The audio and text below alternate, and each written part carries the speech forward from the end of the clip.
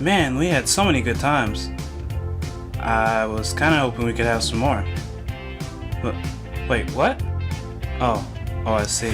Saw a girl from a long time ago. Oh, wanted love, but she let me know. No, now my heart's broke. Now my heart's broke. Well, hey, you may not like me that way, but we can still be friends, right? Right? Wait, no, where are you going? Come back!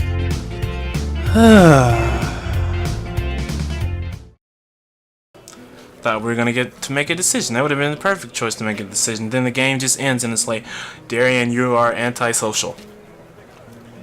Okay, I know this. We just wanted to remind you. Okay. I'm soon outside, surrounded by various students and people who may or may not be their parents. Every so often I catch a glimpse of someone who clearly just came up from the town for the promise of a festival. They're easy to spot. The ones who can't stop staring, and behind their eyes you can tell they're thinking, now what's wrong with this one? I almost want to yell at them. But at the same time, can I deny that I've been doing the same thing all week? A wave of something like disgust sweeps over me, guilt for my own narrow-mindedness. Can I read that? Okay. So, that clearly says beer. So they're serving beer. Beer, I said they're serving beer. Top left. I'll probably circle it in the video. But beer and then soft to drink. Soft to drink. Beer and soft to drink. That's interesting. I can't read the kanji, which is the one right next to that. And what is that? Fusuku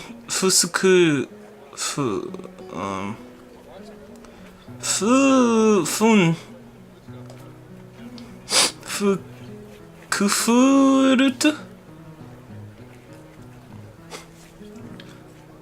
I don't know. That one's kinda, I don't know if that's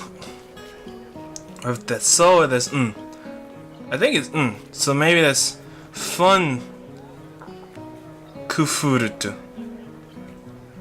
I don't know. Moving on. Or is that supposed to be Frankfurt? Oh, Frankfurt. Yeah. Yeah, okay. So that's supposed to be Frankfurt, which is hot dog, obviously. The one right next to that is Karaage. Karaoke? I remember that food, I just can't read that kanji.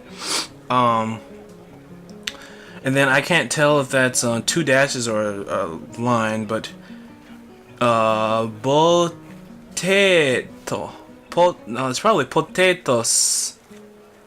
Seto. Set? What is that line at the end? I can't see that. It's probably to.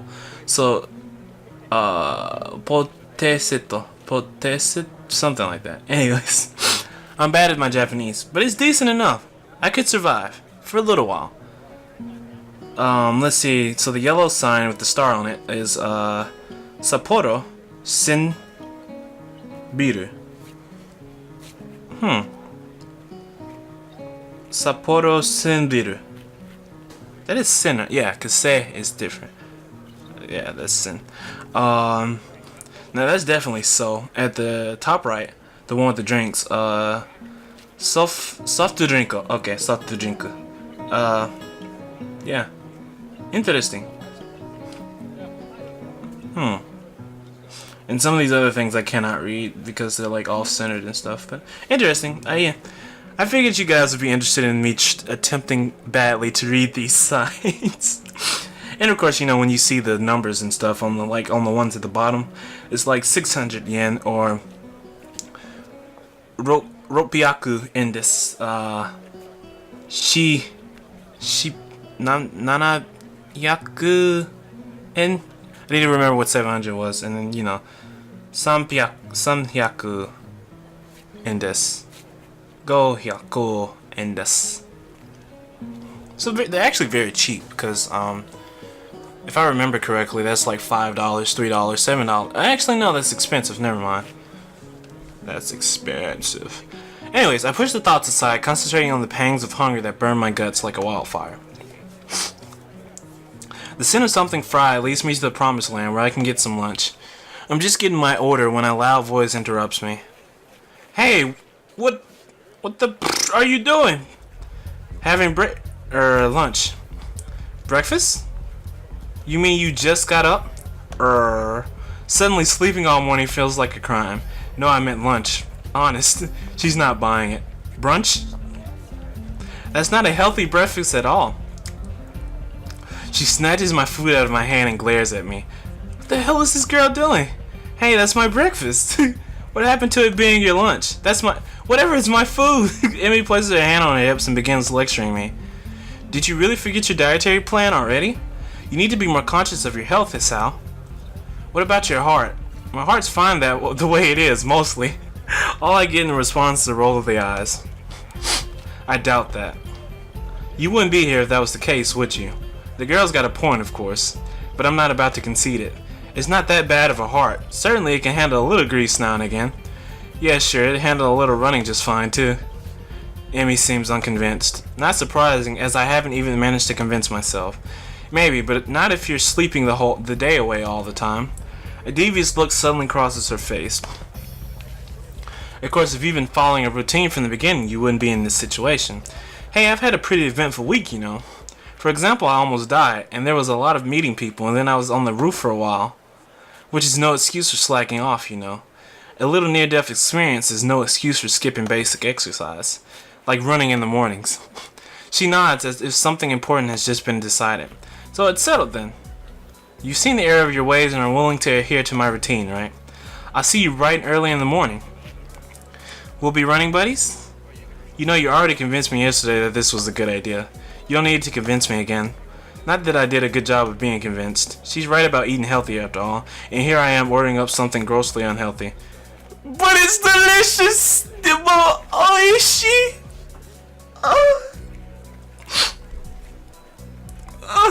I want it so bad. There are more important things than deliciousness, aren't there? Staying alive? No. Eat and be merry. If Emmy weren't here browbeating me for my poor decisions, I'd probably... Hey, wait a second. A sudden question springs to my mind. Hey, why the hell have you taken such an interest in my well-being? Emmy shrugs and grins at me. You're the new guy. I figure you don't have any friends yet, right? Besides, I've caused you trouble all week, right? I owe you for not getting angry. And I told the nurse I would anyway. Uh-huh. Crazy little running girl wants to make me healthy. Well, I suppose there are worse fates. Okay, that sounds fine. Thanks for your concern. Tomorrow morning, then. I figured that ends the conversation, so I turned to leave. Hold it! Mate! I feel a hand on my collar, and in a second I've been yanked backwards.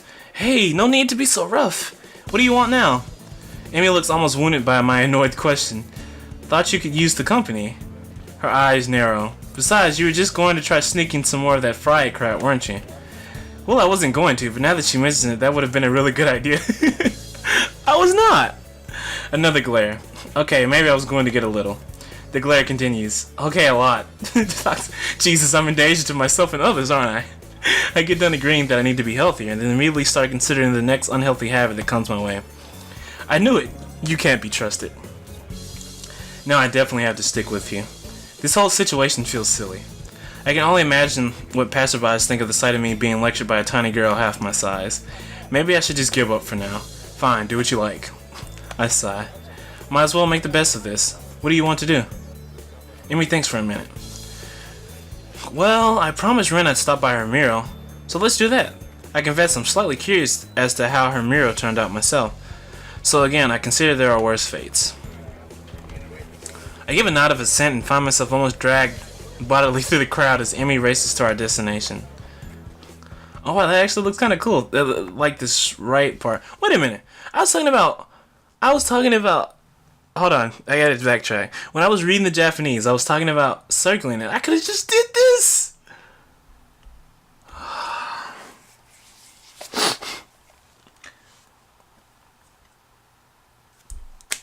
Anyway, by the time we reach the dorms, I can feel my heart pounding. My heart shouldn't be pounding after just that. I take a few deep breaths, willing to make myself to calm down. I'm one of the most normal looking people in the school, but I still had lost a hand or something. At least then it'd be obvious that I belong, but instead I don't even look sick. Even now trying to catch my breath, I just look out of shape. Amy looks back and notices my state of distress. You're not gonna die on me, are you? Please don't. It'll be all my fault and I don't want to deal with that kind of guilt. Besides, after the last time, I really don't think I need to see that again, especially because the nurse will totally say it's all my fault. Nah, I'm fine. I guess I need to start running after all. And you wanted to keep eating your greasy whatever it was. See? It's a good thing I found you, right? Yes, it was. Maybe. Of course, I don't add that I wouldn't be in this state if she hadn't dragged me across the festival grounds. Further conversation is interrupted by the sudden appearance of Ren. Oh, it's you. Hello, Amy. Hey, Ren, I brought Hassan along because he was going to give himself a heart attack. I was not. My ejection goes unnoticed. We stopped by to see how the mirror turned out. Ren nods slowly. Well, it's right there. You can see it pretty clearly. I find myself wondering how long Ren's been standing here in front of the mirror. Has anyone even stopped by to look at it? Are we the first ones? Obviously, we're not the first to see it, of course. I mean, it's pretty big. You'd be hard-pressed not to see it. At the same time, I don't think anyone's actually talked to Ren about it. Anyone but us, that is. I feel compelled to say something. It looks pretty good. I'm still not happy with how it turned out, but I guess it'll do. She seems almost resigned to it. I'm not sure what she expected as a result, but I guess she didn't quite get there. Okay, that's pretty cool, actually. We stand in front of the mural, taking it all in. I try my best to concentrate on the composition of the thing. It's actually fairly interesting. The colors swoop and blend together, dragging me along with them. There's a dreamlike quality to the whole thing that makes me almost feel sleepy. I try hunting out some of the colors Emmy and I grabbed for her. It's really weird. Try as I might, I can't see any Prussian blue. Oh well. I'm sure it's in there somewhere.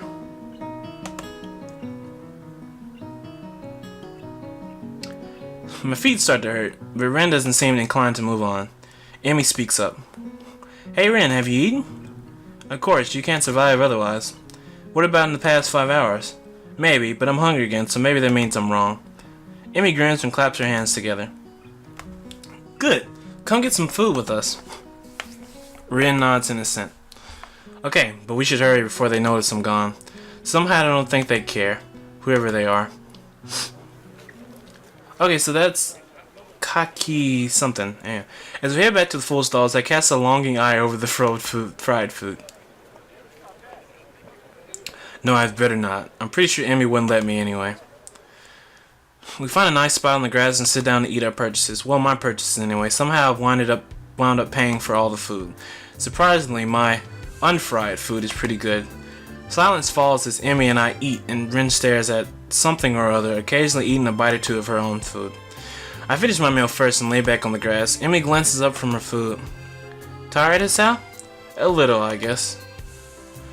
Well, don't oversleep or anything tomorrow morning. We start our morning runs, remember? Actually, they'd slipped my mind. I was actually just enjoying myself. Wandering around the festival with these two has actually been pretty fun. Yeah, I'll set an alarm. You better be there. I'll get angry if you aren't. God forbid. I don't think God comes into it. Unless there's some kind of freak accident and your alarm clock shorts out. Hey! That has happened to me the past 4 weeks! That might be a random act of God. Something. I don't think he was messing with me like that. Well, don't cause any random acts of God, then. A plan forms itself in my mind. It's a plan that makes me feel kind of guilty. But I throw it into execution anyway. Dang it, I've earned a load of fried food. And anyway, I'm going to start running tomorrow, right? So the actual routine all starts then, not now. Ergo, the dietary portions start tomorrow, too. Ergo, I can have something unhealthy today. A sort of final farewell to all the stuff I used to eat with wild abandon before the hospital. Actually, I suppose I should head back to my room. I had some homework to do, and if I'm going to run in the morning, I should make it an early night. Those narrowed eyes again. You sure you're not just going to sneak off and buy some of that fried stuff over there? Women are a mystery. But they know. They know. Nah, I'm too full to bother now.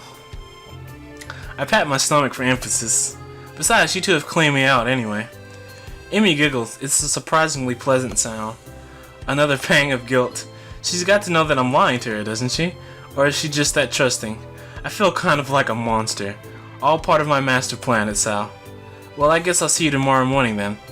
Thanks for the food and for keeping us company. And here I thought she was doing me a favor. Ren nods in agreement. I won't say see you tomorrow because that would be like predicting the future, and I'm pretty sure I can't do that. Okay, bye you two. I feel oddly glad that I decided to leave my room today. Not a bad way to start my second week here, I suppose. Once I'm sure I'm out of Emmy's line of sight, I make a beeline for the food stands and buy some cake. At least it's not fried, right? That's slightly better than what I was planning to do. I still feel a little bad about lying to Emmy though. She really does seem concerned about my health. I'll make it up to her somehow. Better head back to my room. Hey, I do have work to do. My books wait for me and I flop into my bed and read through the fireworks display. Eventually all the walking around and more accurately running around catches up with me. Actually, speaking of which, we never met Hanako, we never met Misha, Lily, what was President's name? Class President Blue Hair? I can't think of her name right now. We didn't see any of them. Any of those girls. Interesting. I really am out of shape. Emmy dragging me out in the morning to run might just be a good thing after all. It's something to look forward to.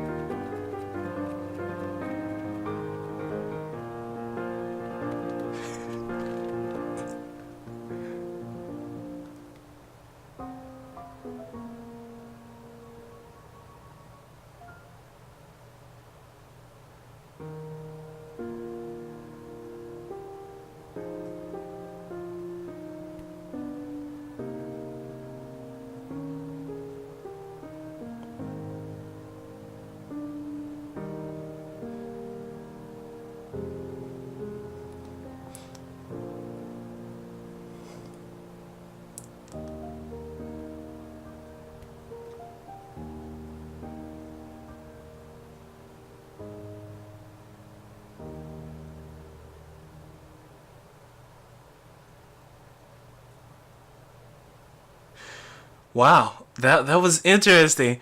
Just the random animation, so I guess they've become extremely closer. That was an interesting segment. Like, I wanted to say something while I was watching it. Well, first of all, the animation was kind of goofy looking. But then it was like, man. Have I unlocked the is this the route now? I guess so. Who knows?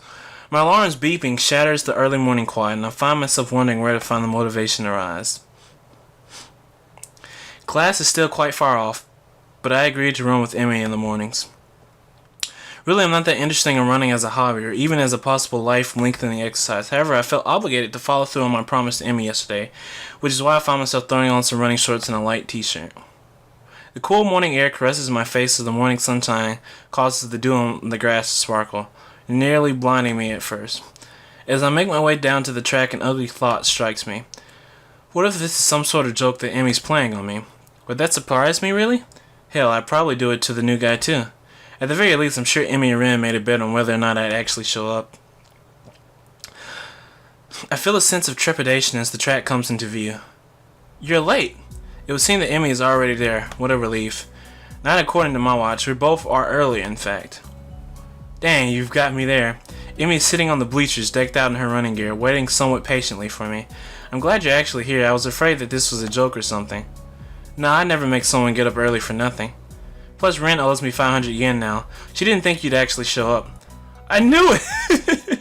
Nice to know Emmy was on my side, at least. Emmy hops off of the bleachers and begins stretching out.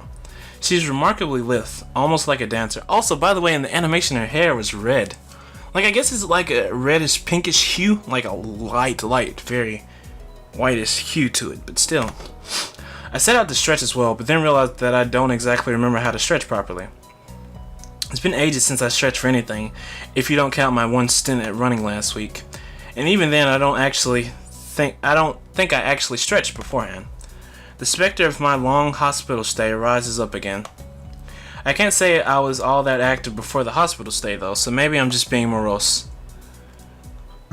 Emmy giggles as she watches me stretch out. No, Sal, you've got to hold it for longer than that. I'm trying, it kinda hurts a little.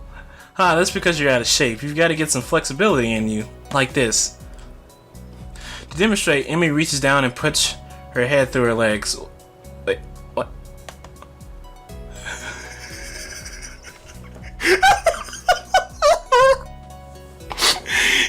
I can see him now. He's like, yes! Yes, Emmy, yes! God bless you, Emmy. I see. Is that the sort of thing I should strive for? Of course, flexibility is important for any runner. You'll be able to go faster than the more you stretch out. That makes no sense to me, but Emmy seems to believe it's true. With Emmy's help, I managed to stretch myself out properly. I can't help but notice that when she thinks about how to explain things to me, her mouth scrunches up in concentration. It's adorable. Not bad, Sal. Come on, we better start running. We'll start off with just a mile, okay? That's 4 laps around the track, got it? That sounds fine to me. This shouldn't be too hard, right? A hazy memory of running a mile for gym class surfaces in my mind. Yeah, it wasn't that bad. Emmy sets a pretty good pace, and I fall in behind her. Try to keep up, okay, Sal? Rokai! We round the first curve without incident, though I can already feel my heart rate increasing slightly. By the second curve, I've started to breathe through my mouth. Evie doesn't even seem to be breaking a sweat. As if to punctuate her superiority, she turns around and starts running backwards. Are you doing okay, Sal? Never better. Oh, really? Maybe I should speed up then, No. Wouldn't want you to exert yourself. My heavy panting and wheezing makes the statement less convincing than I had hoped. Emmy simply smiles and turns around again. You're the boss, Sal. We'll stay at this pace. I get the feeling that I'm being mocked. If I weren't in such terrible shape, I'd probably feel offended. By the third lap, my breathing is coming in ragged gasps. I'm also awash in my own sweat. Gross. We round the curve to start our 4th lap, and Emmy looks back at me with a grin. Here we go. She takes off at blinding speed while I stubbornly stick to my slower pace. By the time I get to the first turn, she's already rounding the second. As I struggle across the backstretch, Emmy continues running and catches up to me. Come on, Sal, you can do it. I'd answer her, but I'm too focused on getting the air into my lungs and ignoring the burning in my leg muscles. Part of me wants to say something like, maybe you can do it, but I'm about to die here. But again, I doubt I can actually form words right now. Emmy keeps pace with me as I round the second turn and cross the finish line. Her sprint seems to have gotten her sweating. It's actually caused her shirt to turn slightly translucent. It seems she wears a black sports bra. I feel a vague stab of guilt for being the sort of guy who stares at a girl's chest, but my legs and chest are burning so badly I can't bring myself to care that much. Not bad for a first effort, Sal. Kind of you this so Emmy seems to be, if not out of breath, at least breathing a little more heavily than she was before we started running. It must have been the sprint that did it. Hey, I've got to get a few sprints in. You should walk around the track to cool down. Then we can stretch out and we'll be all done, okay? Sounds great. I just skipped the line about his legs being on fire. Another triumph of medical science, I suppose. You should put your hands behind your head. It makes it easier to catch your breath. Surprisingly, she's right. I began to stroll around the track, happy to feel my breath coming back to me.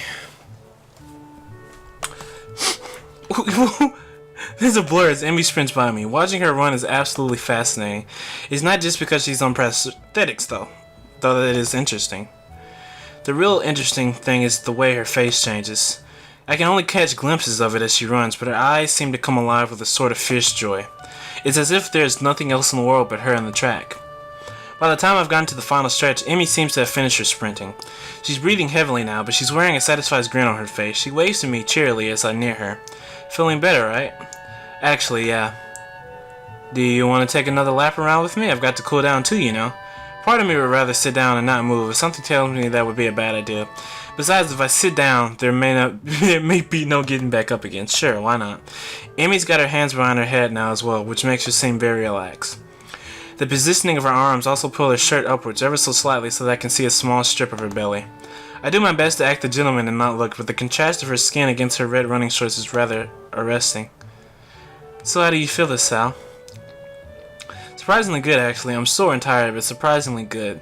As soon as I say it, I realize that it's true. Sure, part of me wants to lay down and die, but I feel like I've accomplished something. It's almost like a goal throughout my body that persists despite the soreness. Yeah, that's the runner's high. Runner's high? Yeah, it has something to do with adrenaline? Amy thinks for a moment as we walk, trying to remember. Then she shrugs and grins at me. I don't actually remember. It's a good feeling though, isn't it? Better than sex, right?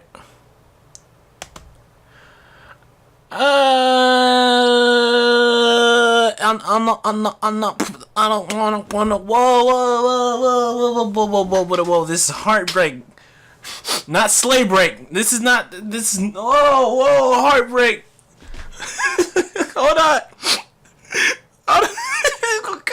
cut the feed, cut it,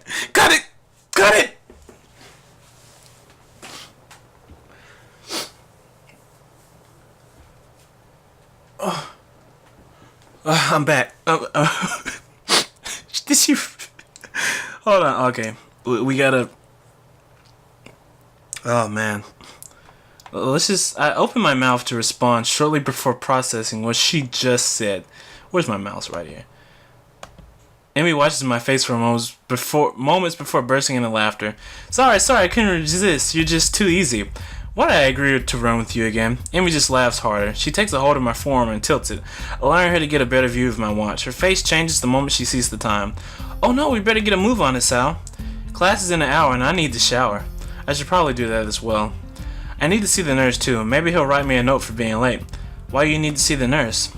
Amy points to her prosthetics as if that would explain everything. It's important to check for irritation. You know, from sweat or friction or anything. Normally I only go after practice, but if we're going to be doing these morning runs, then I guess I'll see him twice a day. Wait, so Amy has only started doing these runs since I showed up? If it's more convenient for you to run with me at a later time. Don't be silly, I've been meaning to start running in the morning for a while now. But if I didn't have a partner to run with, I'd be less likely to keep up a routine. It's always harder to blow off a commitment if you're going to let someone else down, you know? So you'll be my running partner for the mornings. We both need the exercise so that it all works out, don't you think? Yeah, perfect. Did it have to be me though? Well, I guess I can't complain too much. Amy's pretty fun to hang out with. And she's right, I do need the exercise. Doctor's orders even. Amy waves a quick goodbye to me. Right, I'm off. Come have lunch with us, okay? Oh, no. How are we just gonna drop the whole sex comment? You can't just throw in the sex comment and be like, come on! Nani? Lunch, you know the meal in the middle of the day. Come have it with us. Doko. The rooftop. Ren likes it up there. Oh, when was when? Gosh, I forgot when was. When? Lunchtime, when else? That was a silly question, yeah, but I sort of felt the need to ask all three for completeness sake. Amy laughs and grins. I don't think I've ever seen a girl smile so much before. Not bad, Hasal. See ya. With that, she takes off like a shot for the school building. I guess she's going to see the nurse first. I hurry back to my room and hop in the shower, only to find that the water takes a while to heat up. The shock of the cold water nearly kills me. I manage to warm the water a bit and spend some quality time feeling my muscles loosen. My heart surprisingly feels the least bothered by the run. I suppose that's a good thing, even if it does make me feel like a bit of a wuss. I mean, at least I'd have an excuse beyond I am out of shape if my heart were bothering me. I guess I had to keep this running thing up, otherwise I'm sure Amy won't let me hear the end of it. It's only after I get out and dry myself that I realize that I've only 10 minutes left to put my clothes on and get to class. Crap.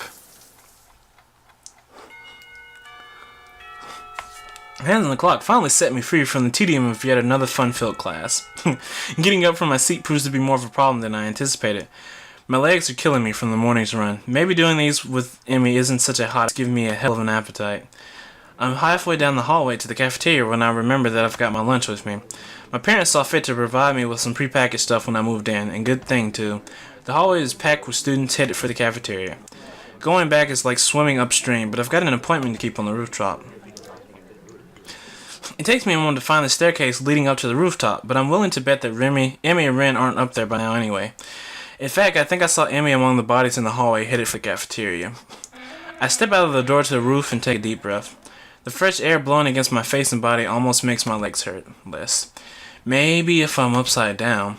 Part of me wants to be surprised that Ren's already up here. What's that going to accomplish? Things in the clouds. Couldn't you just look at them right side up? Ren rolls her eyes in something approaching exasperation. Then I wouldn't get a new perspective. Is upside down really a new perspective? Aha, that caught her off guard. Ren looks pensive. You may have a point. Maybe sideways. As Ren lays down on the bench to look at the sky, I give up. Fortunately, Emmy chooses that moment to burst through the door carrying 2 bags. She nearly takes the door off the hinges. Sorry it took me so long. There were a ton of people in line. She drops the first bag in front of Ren and takes a seat on the bench next to her. You buy her Ren's lunch for her? Sometimes, yeah. I'd have Ren buy my lunch for me in return, but I'm not sure how she'd carry it. Plus, I'd never buy her lunch. If Ren's offended by Emmy's comment, she doesn't show it. Emmy sniffs. How ungrateful of you. I'm not sure whether the two are joking with one another or if I'm witnessing the beginnings of a cat fight. The two girls stare at one another for a few tense moments before breaking into smiles. Hey Emmy, do you think being upside down is a new perspective on things?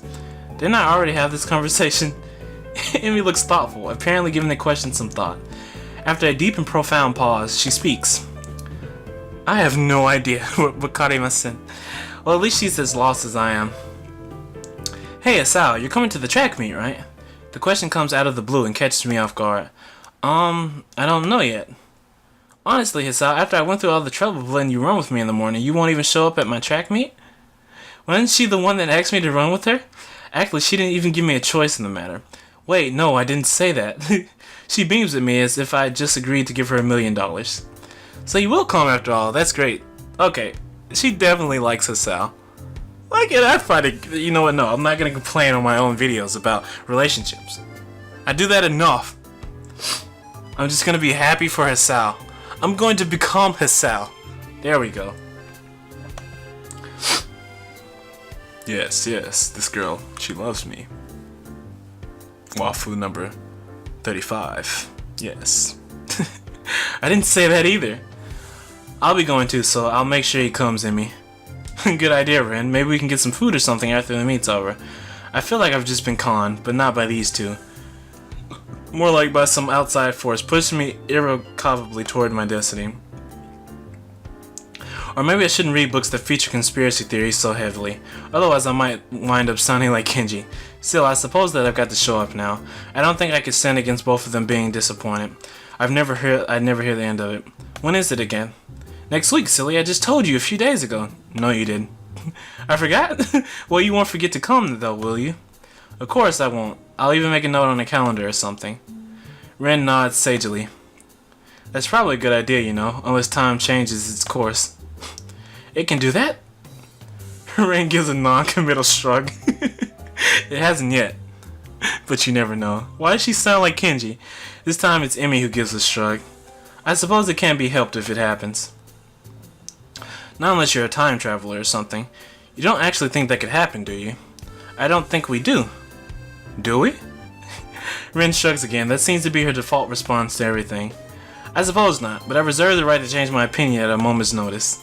For Ren, this statement makes a disturbing amount of sense. The fact that I realize this now frightens me a bit. I wonder if Emmy gets this feeling all the time. If she does, she's not showing it though. Emmy merely nods. As expected. What's that supposed to mean? This time it's Emmy who shrugs. It's like she's using Ren as own weapons against her. Your response is the sort of thing I expect from you, that's all. Am I really that predictable? Emmy's smile seems to border on gloating. Nah, it's just that your unpredictability is pretty predictable. Well, that's alright then. I don't get the chance to see whether Ren's being serious or not as the bell rings. I didn't notice the lunch period slipping by at all. Hanging out with these two was far too interesting. Emmy jumps up in a look of panic on her face. Oh no! I need to stop by my room to pick up my notebook for the next class. Don't you wish you had a time machine now? Ren seems rather smug as she delivers this line, like she just won an argument. Emmy ignores Ren's comment. Sorry, Asabu, could you make sure our garbage gets thrown away? I usually clean up myself, but I've got to run. Sure, no problem. Emmy darts away with the urgency I'm starting to expect from her. I don't bother asking Ren why she couldn't help. She already seems to be preoccupied with something else entirely as she wanders off. She's probably used to Emmy taking care of cleanup, and for some reason I doubt Emmy's ever raised the issue with her. Cleaning up for lunch doesn't take long, so I have plenty of time to toss our garbage and get to class. Now my heart's broke. Now my heart's broke.